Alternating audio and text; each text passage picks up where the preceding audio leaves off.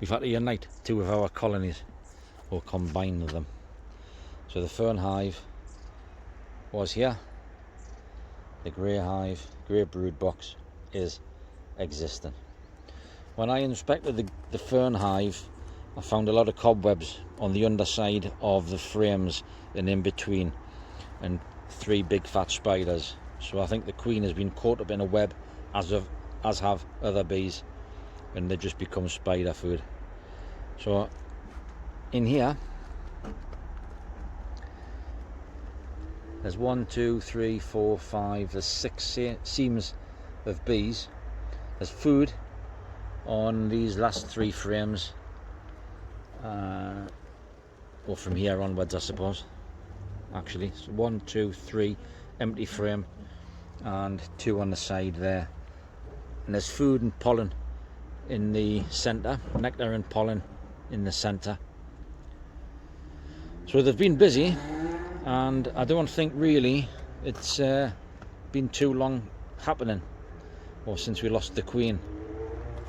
But what they're doing, the bees are coming back, they're going in through the hall, coming back out again, because obviously the nest isn't there, and these bees here are sending out a little pheromone to tell them that the nest is moved.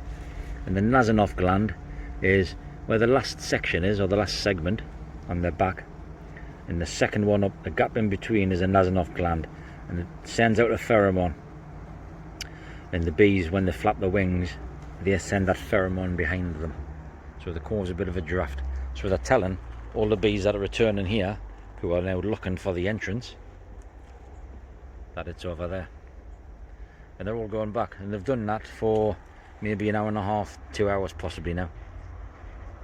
So I'm not losing any bees, so I'm going to leave that for a little while until I think the majority of them, or most of them, are out. Another one's just gone out in the forage there. So there's bees in there, and I've put one colony above the other with a little sheet of ply and a single hole in the centre. So the bees come up from the bottom out of curiosity. There's a crown board as well, which is one of these boards, and it'll be there, the centre of the hall. So one at a time they'll come up through. They'll see that there's plenty brood, or there's plenty drawn out brood frames in there, so they'll be happy with that because the queen can lay into that and it's ready for them. More importantly though, there's lots of food and pollen, lots of nectar, stored honey and pollen, so they'll be very welcome.